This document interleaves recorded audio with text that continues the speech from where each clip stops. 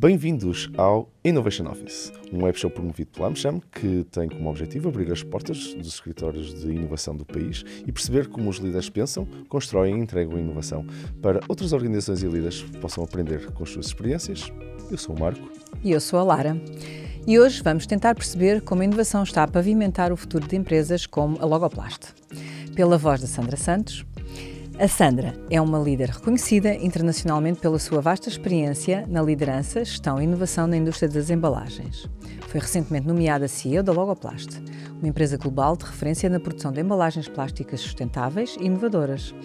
Antes desta nomeação, Sandra liderou com sucesso a BA Glass durante 10 anos, onde implementou estratégias significativas de crescimento e modernização, demonstrando uma capacidade notável para orientar empresas rumo à excelência operacional e inovação contínua. Sob a liderança de Sandra, a Logoplast tem reforçado o seu compromisso com a sustentabilidade e inovação tecnológica, sem qualquer dúvidas, reforçando a sua posição como uma das principais empresas do setor a nível mundial.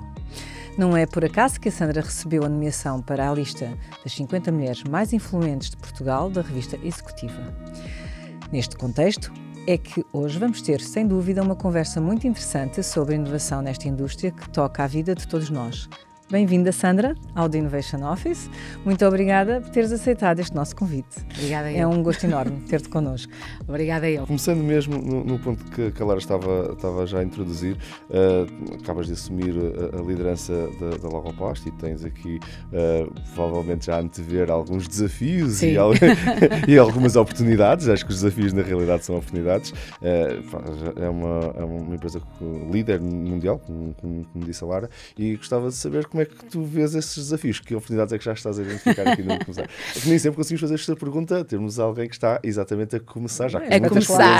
Já passei os meus 100 dias, os 100 dias já foram, já vão 4 meses. O mercado das embalagens, primeiro, o mercado e a indústria dos plásticos tem muitos desafios por si só, não é? Uhum. Depois o mercado das embalagens também tem muitos desafios e muitas oportunidades, como dizes bem, Marco, eu diria até mais oportunidades, se calhar, do que propriamente desafios. E é um mercado com um potencial de inovação e de transformação gigante, aliás, como tem sido nas últimas décadas e até século. A Logoplast, por inerência, é uma empresa que já vai fazer 50 anos, portanto o tempo voa, não é? Não é centenária, mas é uma empresa que no próximo ano fará 50 anos e foi sempre uma empresa muito inovadora. Eu recordo-me de, muito jovem na faculdade, me lembrar da Logoplast e de ser uma referência no país, particularmente naquilo que dizia respeito à inovação e ao desenvolvimento de soluções. E isso é muito o ADN da Logoplast. Portanto, a Logoplast basicamente usa um material que é um material excelente para a inovação, porque é um material flexível, com muito potencial, e transforma aquele material numa solução para os seus parceiros e clientes.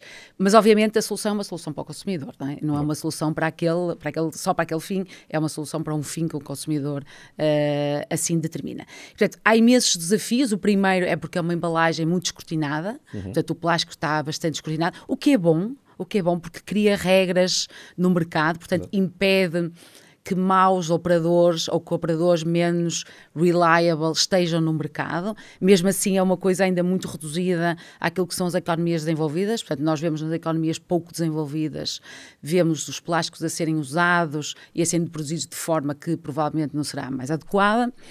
Mas, felizmente, nas regiões em que a Logoplast está, que é principalmente a Europa e os Estados Unidos, portanto, os Estados Unidos já representam 50% do negócio, o plástico é produzido com muita responsabilidade. Obviamente há muita regulamentação, mas há essencialmente players e produtores que têm um grande sentido de responsabilidade sobre aquilo que estão a fazer. Portanto, esse será o primeiro grande desafio, é como é que se torna esta embalagem mais sustentável, como é que se torna esta embalagem que ninguém quer deixar de usar, porque o plástico veio ao mundo para tornar a nossa vida mais fácil, e não está só nas embalagens, está em tudo, não é? Nós vemos o plástico em todo lado. E não queremos voltar atrás, não é? Eu digo sempre, ninguém quer voltar às fraldas de pano, toda a gente quer as fraldas descartáveis, e isso é verdade para tudo, é verdade quase para tudo. Portanto, trouxe comodidade e conforto à sociedade. Agora, tem que ser produzido e tem que ser tratado no momento em que se transforma em lixo, vamos dizer, tem que ser tratado de uma forma responsável. E esse é um grande desafio também para a Logoplast, e a Logoplast, se virmos a história dos últimos 15 a 16 anos, tem sido sempre uma entidade que ou lidera a inovação ou participa ativamente na inovação, seja por utilizar menos plástico na produção das embalagens, seja por transformar essa menos utilização numa embalagem que, apesar de tudo, é uma embalagem que cumpre o seu propósito, que é outra coisa que é muito difícil fazer. Reduzir o peso das embalagens não é só reduzir o preço das embalagens, é reduzir sem deturpar o uso daquela embalagem. Ela tem que continuar a ser funcional. E a Logoplast tem feito grande trabalho disso, na parte da reciclagem, que é talvez o que o mundo vai ter que transformar mais nos próximos anos. Nós estamos longe daquilo que deveria ser o desejável do ponto de vista da reciclagem no planeta, e em todos os materiais, e em todas as atividades, e a Logoplast tem tentado estar sempre um bocadinho à frente e a aprender quais são as novas tecnologias, as novas formas de reciclar o material. E é um contribuidor, apesar de não ser a maior empresa do setor, é uma empresa, no panorama mundial, é uma empresa média, a verdade é que se interessa muito e dedica recursos a este desenvolvimento de soluções que sejam soluções mais amigas do ambiente. Aliás, nós queríamos fazer exatamente essa pergunta, não era? Sobre como é que uma empresa como a Logoplast consegue equilibrar aqui não é? Este fantasma. A inovação, sustentabilidade, sobretudo num setor, não é? Que acaba por ser muito escrutinado, como disseste. E eu dizia que é bom que seja escrutinado, porque nós, como consumidores, queremos que o setor seja escrutinado. Este e outros, não é? Sim. Portanto, é bom que seja escrutinado. O que acontece é, como sempre, nesse escrutínio, sobrevivem aqueles que são bons a fazer, são responsáveis, são inovadores. Portanto, quando há escrutínio, normalmente é um bom leverage para a inovação. Às vezes um bocadinho exagerado, já sabemos, demasiado burocrático, etc., mas às vezes é mais o processo do que propriamente a intenção. Portanto, a intenção normalmente é uma intenção positiva, e é uma intenção que faz um leverage da inovação. Depois a forma como se escrutina, como se audita, isso aí sou muito crítica, porque acho que há demasiadas burocracias, etc., mas de facto é um bom leverage da inovação. E o que tu vês é algumas empresas que não têm capacidade de o fazer, ou que não têm recursos, ou porque não têm capital para o fazer, vão perdendo lugar no mercado.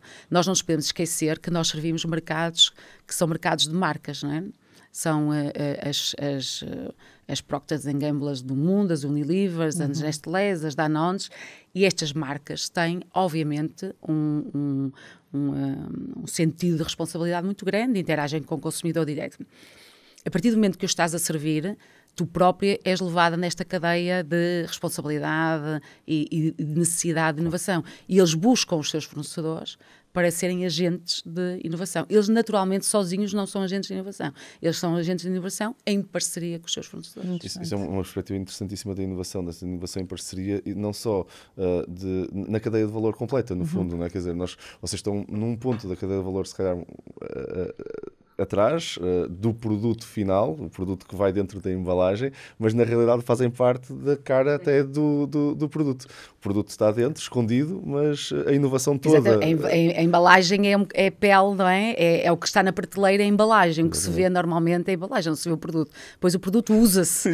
E gosta-se ou não se gosta, mas realmente os olhos o que veem são embalagens. Isso é verdade para todos os tipos de materiais. Portanto, é muito importante. E para eles é muito importante. Para as marcas, eles desenvolvem uma marca com uma embalagem. Mas de facto, eu diria, o leverage está aí, está nessa necessidade, e depois vai upstream no supply chain, como tu dizes muito bem, até aos nossos próprios fornecedores. Esta questão do reciclado não é uma questão que a Logoplast vai resolver, mas é uma questão que a cadeia de abastecimento, particularmente upstream, vai ter que resolver. Portanto, há uma colaboração absolutamente estreita, porque não há outra forma de fazer, e por isso é que é difícil.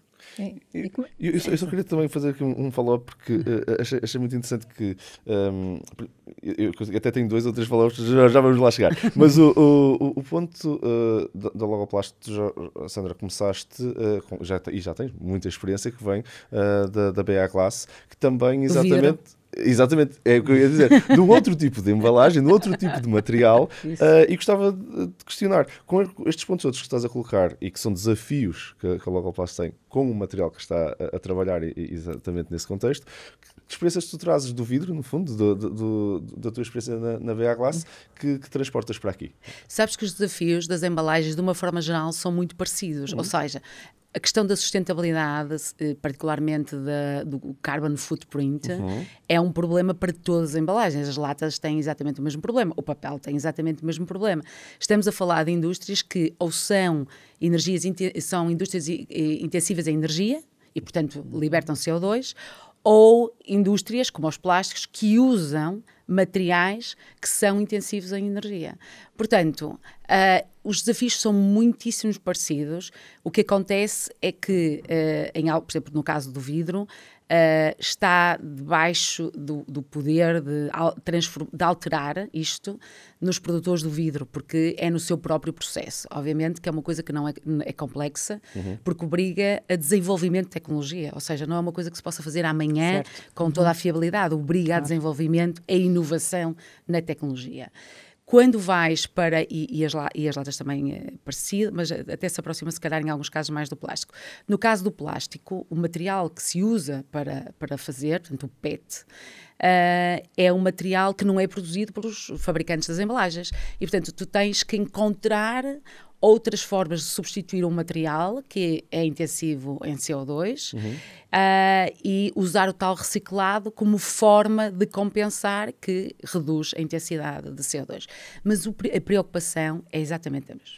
Todas as embalagens têm as preocupações de serem interessantes para o consumidor, portanto, terem uma funcionalidade, qualquer que ela seja um detergente da louça, seja uma Coca-Cola, o que seja, há um propósito de uso e todas as embalagens têm essa preocupação naquilo que é o seu desenvolvimento e inovação no seu produto. Portanto, as preocupações são muito parecidas, os desafios são muito parecidos, mas obviamente as ferramentas para resolver os desafios são bastante diferentes. Sim. E a inovação? Como é que vocês definem a inovação neste contexto, não é? Quer seja na indústria da logoplástica, seja, não é? na indústria da BA, quer dizer, tem uma área dedicada à inovação. Como é que definem a área de inovação? Quer na BA, quer na Logoplast, aquilo que é inovação de produto, de desenvolvimento do produto, seja materiais, formatos, labelings, o que seja, tudo que esteja relacionado com o produto, há departamentos que estão dedicados a isto e que são departamentos que conjugam uma série de skills, seja o skill de entender as potencialidades do material, seja o skill depois de transformar aquela inovação num produto que é possível produzir e levar às linhas dos clientes, porque depois há uma questão que é física. Eu tenho uma embalagem e ela tem que ser transportada, enchida, sujeita a uma série de forças. Portanto, ela tem que ser suficientemente resistente e testada para que flua nas linhas de produção, quer do produtor, quer daquele que é o produtor do produto, não é? O nosso cliente. Portanto, depois há outros tipos de inovação que não são inovação de produto, mas são inovação no processo. Queres otimizar a cadeia de abastecimento, o footprint de transportes, e aí pode haver muita inovação, que não é aquela que fica visível para o consumidor, mas faz toda a diferença, faz toda a diferença naquilo que é desenvolvimento de processos sustentáveis. Custo, no fundo, e custo também. Sim, vamos ter aqui uma coisa clara: sustentabilidade tem que ser um negócio. Exatamente. Concordo. Se a sustentabilidade não for um negócio, ninguém vai se interessar por isso. Quer dizer, depois temos sempre a parte regulatória também, mas sim, isso temos sempre. Torna isso um negócio pelo lado da multa claro, mas tem que ser um negócio, tem que ser uma oportunidade de negócio, e não há nada de mal nisso, pelo contrário, porque isso instiga a vontade de encontrar soluções. Isso. E isso tem um potencial, uma alavanca muito, muito forte. Muito forte. O desafio é sempre esse, não é? É ou otimizar ou então sair da caixa para outro sítio, porque existe uma cenoura em algum sítio. Claro, pode ser conquistar um mercado, pode ser entrar noutro nicho de mercado, pode ser o que for, mas no final é fazer negócio, não é? Exatamente. E falando se calhar da componente da concorrência, no fundo, que existe nesta indústria das embalagens, os outros tipos de matéria-prima que pronto, vocês fazem inovação dentro da matéria-prima que estão focados. Mas como é que se mantém competitivo no mercado? E, Sandra, começaste até a colocar esse ponto, o plástico até tem alguma conotação negativa hoje em dia, por isso vocês de certeza que têm um desafio grande em inovar, não só na sustentabilidade como estávamos a falar, mas até mesmo na imagem que esta matéria-prima tem. Como é que estás a ver essa parte? É talvez o maior desafio. Porquê? Porque o bom uso do plástico, não é? Sim. E que levará a uma economia circular, não depende só de quem o produz, depende particularmente de quem o usa, não é? E nós vemos alguns países e regiões onde o uso é completamente irresponsável. Portanto, as pessoas não sentem, o consumidor não sente a mínima responsabilidade por devolver à cadeia, não é? Por participar nessa circularidade. Enquanto, por exemplo, no vidro, porque o vidro é um material secular, não é? Não é um material de décadas, é um material secular. E, portanto, há uma grandíssima educação que vem muito de trás de que o vidro, as pessoas entendem vidro como algo que é reciclável e é reciclado. E o plástico ainda é muito o disposal, não é? Eu uso e já está.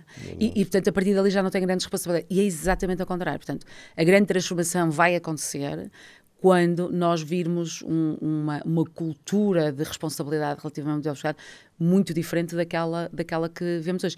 E é muito fácil executar, é mesmo uma questão de awareness, de interesse e de preocupação.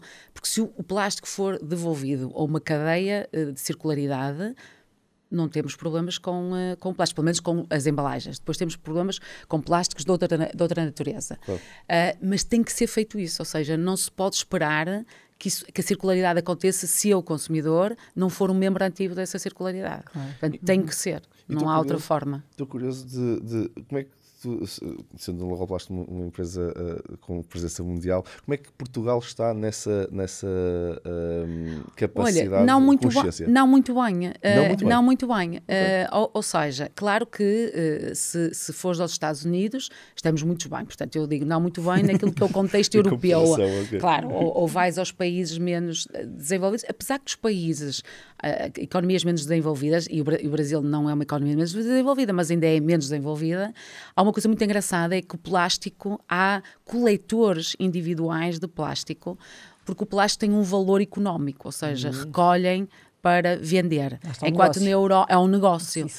E, portanto, às vezes não quer dizer que ser menos desenvolvido não haja circularidade, não é? Sim. Mas aquilo que é circularidade, que se espera, que é circularidade, que eu não digo que é perfeita, mas é quase perfeita, que é recolher para ter quase o mesmo uso, para o mesmo fim, é voltar à cadeia das embalagens rígidas, porque elas podem ser usadas em têxteis, em outros materiais, tu podes usar, reciclar o plástico, mas naquilo que é circularidade ao uso primeiro, isso obriga a ter sistemas de collection, não é? Tens que fazer uma recolha. Existem, o Ponto Verde, existe, não é? Existe. E a Europa toda existe. Agora, há países que fazem melhor do que outros. E às vezes não tem só a ver com as famílias. É muito engraçado porque eu no vidro tive que estudar isso, tive que entender o que é que estava a acontecer, porque é que era diferente. E, por exemplo, em Portugal é muito engraçado que o vidro tem uma recolha quase perfeita relativamente às famílias, em casa, para uso doméstico, mas, por exemplo, nos cafés, nos bares, nos restaurantes, nos hotéis, não. E há razões até logísticas para isso. Portanto, muitas vezes é porque, às vezes, o processo logístico não é suficientemente ajustado às necessidades do setor do Horeca. Portanto, é preciso fazer transformações. A Espanha fez grandes transformações e conseguiu taxas de reciclagem muito maiores. Portanto, há toda uma cadeia, e por isso é que isto não é um operador. Há muita dependência de muitas entidades, mas, quer dizer, isso não torna o problema impossível, só torna o problema mais aliciante, que é termos que resolvê-lo. Entra a inovação novamente, não é? Não torna mais, quer dizer, não torna impossível, só torna o mais, diria, mais aliciante, que é tentar resolvê-lo. Que giro. E tendo em conta que estás no Logoplast há quatro meses. Como é que se encaixa as ideias que trouxeste para a Logoplast com um plano estratégico a 5, 10 anos? Ou qual é que é a tua visão para uma Logoplast agora nos próximos anos? Bom, tendo em conta, não é, tudo isto que aqui estamos a falar, não é? Porque há muita coisa ainda para fazer. O plano para a Logoplast é um plano de continuidade de grande crescimento. Okay. Portanto, se nós, a primeira fábrica da Logoplast nos Estados Unidos não foi assim há tanto tempo, foi 2011, se não estou... Portanto, há muitíssimo pouco tempo. E hoje o mercado americano é já um mercado relevante. A Logoplast vai continuar a crescer em alguns mercados que até já está, que é o caso dos Estados Unidos, o México, o Brasil, talvez alguma coisa no Canadá. O Canadá é um mercado mais pequeno, menos na Europa, porque a Europa, a indústria já é muito madura, portanto, há muitos players, o consumo também já está mais estabilizado, portanto, as embalagens, não sei se vocês têm noção disso, mas estão muito ligadas ao crescimento do GDP, do produto gerado. Sim. Porquê? Porque a embalagem normalmente está associado a mais rendimento familiar. E, portanto, nas economias que cresce o rendimento familiar, as famílias começam a consumir mais produtos embalados. E embalagens mais pequeninas, mais individuais, porque elas geram conforto. Geram conforto. E, portanto, tu, como tens um pouquinho mais de rendimento, normalmente procuras aquilo que te gera mais conforto ou que te faz sentir mais especial, não é? Eu tinha pensado nisso assim. Está mesmo linkado. Sim, o bife já vem cortado. Não é? Está completamente associado ao rendimento da família, vamos dizer, ao rendimento médio da família. E por isso é que tu vês as embalagens, qualquer que ela seja, crescem mais, em taxas maiores que o GDP, nos países onde o rendimento ainda é baixo e está a crescer. Portanto, onde a classe média está a ser gerada. Portanto, quando não há classe média, há menos consumo de embalagem. Porque a embalagem é um luxo, não é? Comprar água embalada é um luxo. Comprar alguns detergentes que são funny é um luxo. E, portanto, a embalagem, de certa forma, está associado a um nível de vida superior. E, portanto, é muito engraçado porque isso é visível, super visível. Quer dizer, tu vês isso nas várias economias e percebes que há economias em que já estão... Ou seja, o nível disponível já é muito estável, que é o caso das economias europeias. Nós não podemos esquecer que a Europa é uma economia rica, comparado com o resto da economia do ponto de vista de consumidor, não é? O consumidor já tem um nível de exigência muito maior e, portanto, gosta de viver bem, etc. E, portanto, há menos potencial de crescimento. Não quer dizer que não haja crescimento, mas há menos potencial de crescimento. Uma análise bastante... Nunca tinha pensado assim, fiquei agora a repensar algumas das conclusões. Mas faz sentido, não é? A gente começa a pensar e é muito básico, como eu costumo dizer, é muito básico. Faz todo sentido. E agora fiquei também curioso, na conversa que estávamos a ter, de alguns projetos destes saltos que é preciso acontecerem de inovação, seja por questões de sustentabilidade ou outros. Algum projeto que tenha passado aqui na tua agora recentemente gostasse de realçar para a nossa comunidade inovadora como exemplo do que nós estávamos aqui a falar? Olha, assim, projeto em especial, há vários projetos, alguns até são confidenciais ainda. Pronto, esse não. Mas há uma coisa muito gira que é, portanto, o lightweight da embalagem, que é, volto a dizer, extensível a qualquer material. No plástico, às vezes pensamos que chegou ao seu próprio limite, não é? Quer dizer, quando tu compras aquelas garrafas de plástico, tu bebes um bocadinho aquilo, já parece um saco, parece flexível, não é? Mas são embalagens rígidas. E, portanto, há alguns limites que são limites físicos, não é? Então, houve uma necessidade, a partir de certa altura, de entender como é que era possível explorar esse limite, continuando a manter o uso da embalagem. E então a Logoplast foi talvez pioneira, e não é uma coisa de há 2 dias atrás, já é uma coisa que já tem algum tempo, do biomimicry. ou seja, o imitar a natureza. Exato. O imitar a natureza. Os honeycombs E portanto, tu desenvolves a embalagem imitando alguns fenómenos que vês na natureza, trazendo para essa embalagem maior capacidade de resistência com menos material. Quando tens menos material na embalagem, em princípio, se nada fizeres diferente, a resistência diminui. É diretamente proporcional. Para lhe dar a resistência significa que tens que alterar alguns elementos nas embalagens. As razões pela qual se vê nas garrafas de plástico aquelas rodas, não é? Aqueles círculos, aquilo é exatamente para garantir que a embalagem não se desfaz ou não perde a sua forma. E isso tudo são ensinamentos retirados na natureza. Portanto, é muito giro que a nossa equipa dedica muito tempo a isso. Olhar para alguns elementos da natureza e trazê-los para aquilo que é o design da embalagem, exatamente para lhe dar a mesma funcionalidade com menos uso de material. Que giro. Olha, isso é verdade para muitas outras coisas. Portanto, é uma coisa muito engraçada. Uma área que eu gosto muito é a inteligência artificial e tem exatamente uma área inteira exatamente tu vês agora falares de inteligência artificial, estou a pensar no robô que apareceu aí, se calhar uma coisa antiga, mas que eu vi que imita os tentáculos do povo. Uma coisa inacreditável. E aquilo é mímica da natureza. Sim. Da natureza, é uma mímica da natureza, mas inacreditável. É uma coisa muito engraçada. E Sandra, qual é que é a importância aqui mudando um bocadinho aqui para o tema mais interno, qual é que é a importância da cultura organizacional numa empresa como a Logoplast e também aqui do ponto de vista para a inovação também, para todas essas transformações que tem estado aqui a partilhar? É super crítica. É para tudo, não é? Eu digo, a cultura organizacional pode transformar uma empresa numa entidade muito forte ou numa entidade muito fraca quando não existe, não é? Este mindset de desafio permanente faz parte da cultura da empresa.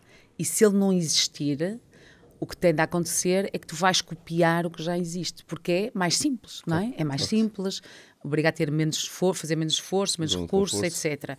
E, portanto, para tu o manteres, tem que haver, de facto, esta provocação interna constante, alguma parte gerada pelos próprios clientes e parceiros, e outra que é esta, que é o que é que eu posso fazer para desafiar aquilo que hoje são os meus limites de desenvolvimento de produto ou do que seja, não é?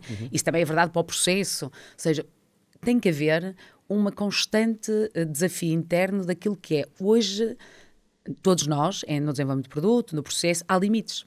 Não consigo fazer isto, é impossível. É impossível. Esta palavra é uma palavra sempre muito boa para motivar a inovação. É impossível, é impossível, é impossível. Sim. Aquela frase, não é, que é só impossível porque ainda não se descobriu qual era a solução. E ela é verdade para tudo, é verdade para a indústria, é verdade para a nossa vida, é verdade... E, de facto, isto tem que estar na cultura das empresas e tem que ser levada pelos líderes, quer seja muito primeiro pelos top líderes, mas por todos. Portanto, tem que ser uma coisa muito permeável dentro da organização.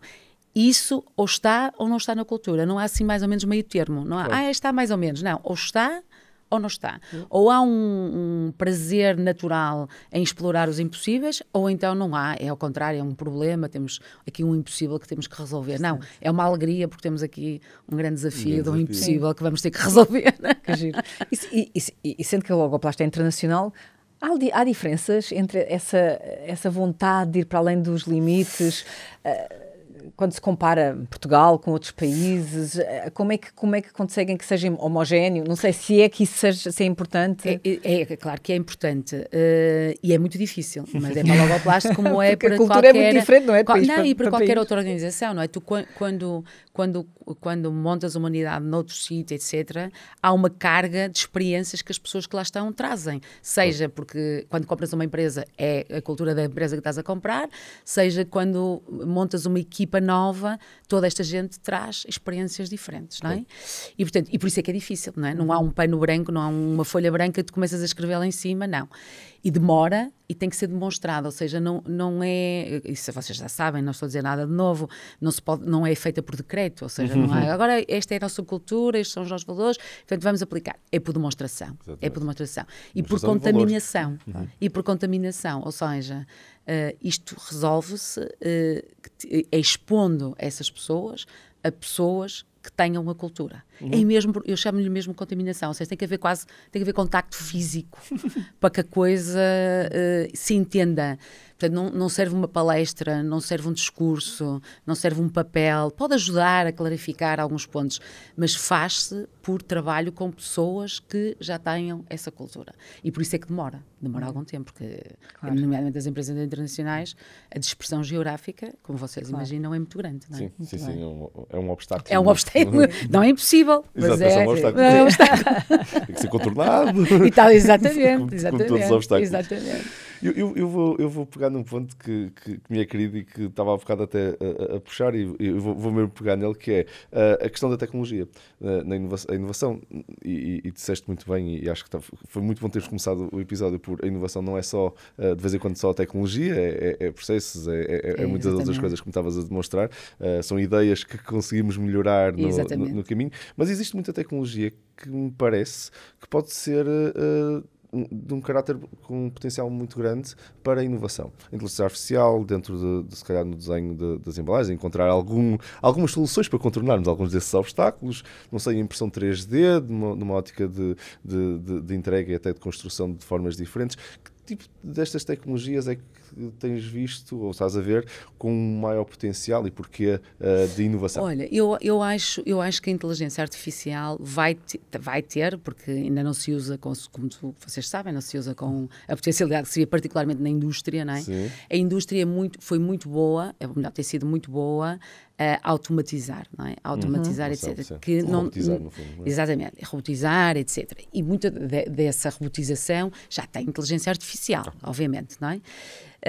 Mas há ainda um white space gigante naquilo que tu podes fazer para tornar o processo mais eficiente e, particularmente, nós estamos aqui a tocar um problema, mas que é o grande desafio da inovação tecnológica, as pessoas não querem trabalhar nas fábricas e, portanto, tens de transformar as fábricas num ambiente menos dependente de pessoas, não é? E muito mais de inteligência artificial, que obviamente são as pessoas que a criam, etc. Mas, de facto, a operação industrial tem que ser cada vez mais robotizada, mas mais que robotizada é não dependente da intervenção do ser humano. Claro. E isso só se consegue fazer com a inteligência artificial e com um volume de dados gigantesco que existe, que os processos têm, que pode ser recolhido, mas tem que ser trabalhado. Isso é uma coisa. A outra coisa é, no desenvolvimento destas soluções, a inteligência artificial e a utilização de dados é fundamental. Se me perguntares se está a ser bem explorada, eu diria-te, não está a ser bem explorada e pode ser muito mais potenciada. A Logoplast já usa, mas usa ainda de uma forma mais, como pode dizer, menos contínua, não é? Eu acho que há muito potencial e a equipa sabe disso. Naquilo que é o 3D, etc., já é usado há algum tempo e é usado para desenvolver o próprio produto, criar amostras e soluções, usar o 3D para ir testando fases subsequentes no processo da garrafa, ou seja, nesta questão da resistência, etc., tu consegues ir criando a garrafa aos bocadinhos e consegues testar antes de levar para ambiente industrial. E consegues usar o 3D para fazer, às vezes, um time to market mais rápido, que é muito importante, não só no produto, mas também naquilo que são materiais que podes usar no teu processo. Portanto, hoje já é possível fazer printing de vários materiais que são usados no processo a um custo bastante normal. Vamos dizer que era uma coisa que há uns anos atrás seria quase impossível em ambiente industrial usar 3D. Hoje já é bastante possível. Sim, a evolução, a massificação também em casa de algumas destas tecnologias depois se tornou acessível também para a indústria. Exatamente. A tecnologia tem essa coisa maravilhosa, quanto mais se usa, mais barata ela é e muito mais acessível ela é. Exatamente, não é? exatamente. E neste contexto da inovação, da digitalização, de tudo o que tem a ver com a área da inovação, que parcerias, qual é que é o principal ecossistema da Logoplast? Que parcerias são as mais importantes para vocês? Olha, tem muitas parcerias, não é só uma, e por isso é que também é um tema complexo, porque tu tens realmente tirar proveito de todas que possam existir. Há parcerias com fornecedores de materiais, há parcerias com algumas universidades, sim, há parcerias com associações, há parcerias com clientes que estão também eles disponíveis para testar soluções.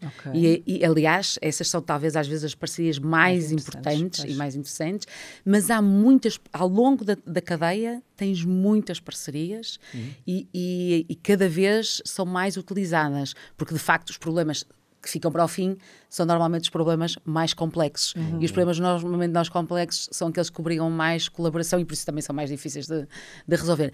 Há muitas. Eu não te vou dizer que existe uma entidade, porque não existe uma única entidade com que a Logoplast trabalha, assim, é com esta entidade, não é verdade, e tem várias parcerias em várias geografias. Nem sequer, apesar da maior parte da equipa, não totalidade, estar muito presente aqui em Cascais, a verdade é que o ecossistema é mundial, quase. Sei lá, estamos agora a fazer uma parceria com os coreanos para uma reciclagem química e é uma empresa que está a fazer desenvolvimentos impressionantes na área da reciclagem química, que é, mais uma vez, um grande desafio e que não é economicamente ainda viável. Portanto, é preciso transformar aquele desafio numa coisa economicamente viável e que possa ser utilizada.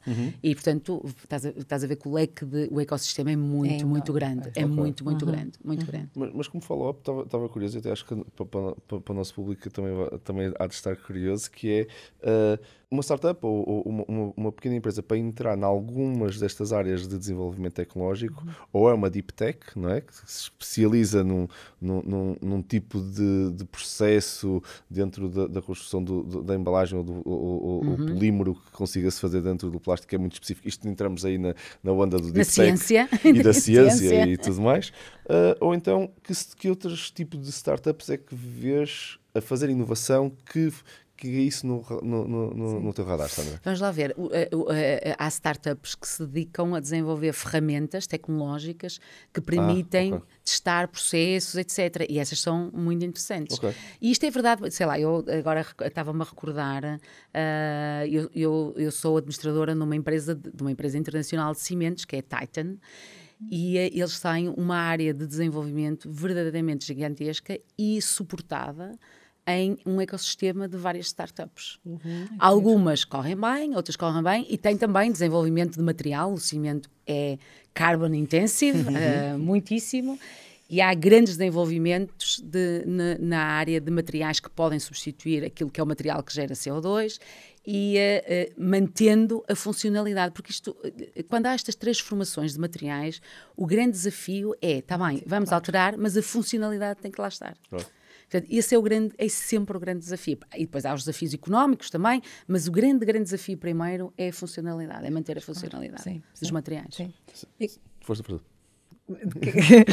E quais são os principais, assim, tendo em conta tudo o que já partilhaste e que, de facto, há aqui imensos desafios, quais são as principais competências que a Logoplast procura ou que a indústria procura, quer seja do ponto de vista de inovação, quer seja do ponto de vista destes desafios que estavas aqui a partilhar?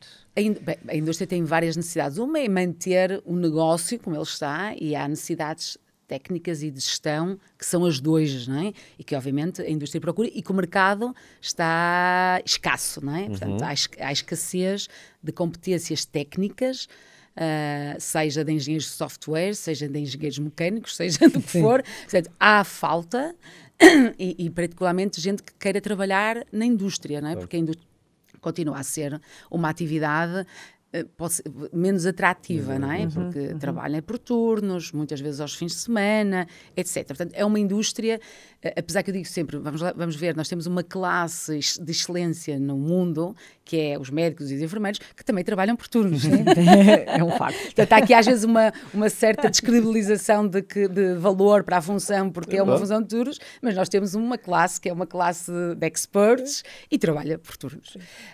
Mas, de facto, há muita gente que prefere não o fazer e, portanto, tu estás a competir com várias.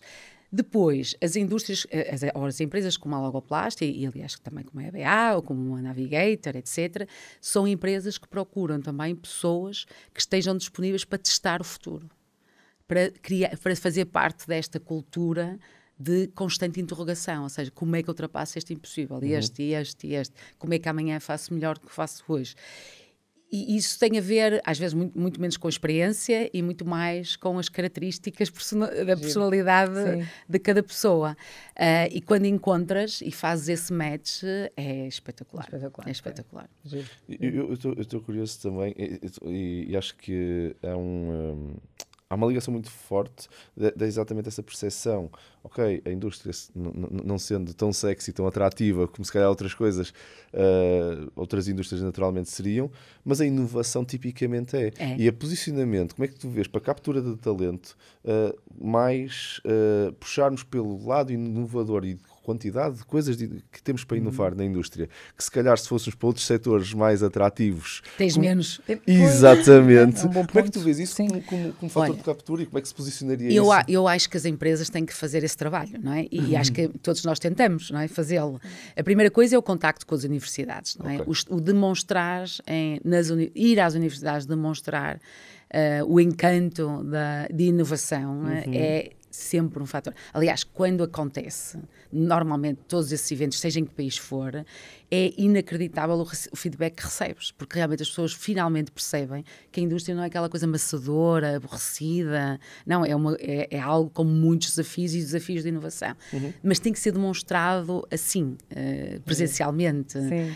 Ou seja, não é fácil fazer marketing. Mostrar a paixão, não é? Que existe. Exatamente. E tu consegues fazer isso contando histórias, não é? Levando as tuas pessoas, a tua equipa, a contar as histórias e quando contas as histórias, sentes que... Eu digo muitas vezes à gente, e vocês conhecem alguns seguramente, que trabalham na indústria durante muitos anos. E a razão pela qual o fazem, muitos deles, é porque estão apaixonados pela indústria. Ou seja, tu ou gostas ou odeias. Mas quando gostas e quando aquele bichinho da criação, etc., está lá, depois aquilo é difícil encontrar noutro sítio.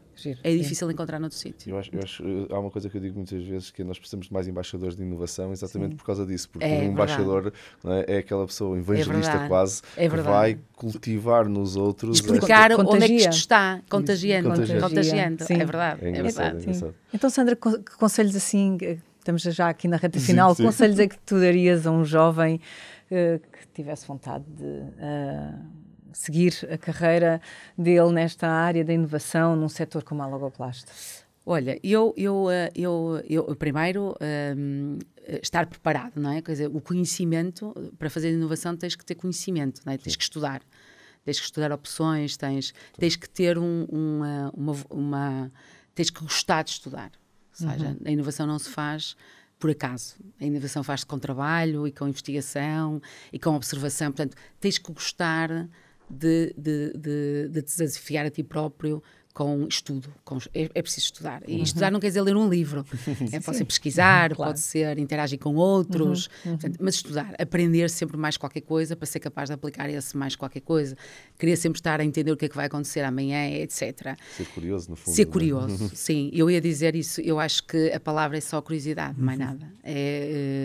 Isso, aliás, aplica-se em muitas coisas na vida e para a indústria é quase fundamental. Ou seja, a indústria não vive bem nem progride sem pessoas muito curiosas. Tem que haver um grande sentido de curiosidade para, de facto, transformar, porque a indústria obriga à transformação, para ser competitiva, etc., mas para servir melhor a comunidade tem que ser inovadora e para isso tem que ter gente curiosa. Gente um bocadinho que gosta do desconforto de não saber o que é que vai acontecer. Isso, e lá está. Nem sempre é fácil encontrar, mas quando encontras é incrível como aquilo está lá, aquele bicho gera um grande valor e uma grande energia. Eu acho muito giro que tenhas dito isso, porque normalmente procuramos capacidade de execução quando as coisas estão em crescimento e quando temos muitos desafios para resolver, procuramos criatividade e procuramos outros valores. Acho mesmo muito curioso teres dito isso, que é a materialização do que está a falar. Mas sabes que mesmo quando está bem, está tudo a crescer, não é? Eu digo, às vezes está tudo a crescer e está a gente muito tranquila e tal, mas tem que haver uma parte, nem que seja pequenina da equipa, que esteja sempre e agora? E depois não tem, são os inconformistas, mas um bom inconformismo, não é? Não estou satisfeito, amanhã quero fazer melhor e tal. Como é que vou fazer isso? E discutir. E a discussão é uma coisa muito poderosa também, é uma coisa muito poderosa. Fantástico, é mesmo uma partilha incrível. Muito obrigado, Sandra. Foi um prazer. E assim terminamos mais um episódio do Innovation Office, que abriu as portas a uma perspectiva de inovação com histórias nacionais e internacionais, trazendo mais uma vez histórias inspiradoras e acho magníficas para o nosso escritório. Obrigada, Sandra, por esta incrível partilha, recheada de muitos desafios, oportunidades, inovação com impacto. Um muito obrigada também especial ao Mel, que nos acolhe neste magnífico estúdio, ao Sapo, o nosso parceiro de mídia, e, claro, a todos os inovadores que estão desse lado. Esta porta volta a abrir-se dentro de 2 semanas para o próximo episódio e estamos a contar com a vossa visita. Até lá, já sabem, continuem a construir um futuro e a construir histórias que sejam épicas de inovação para que possam ser contadas aqui connosco depois. Até já!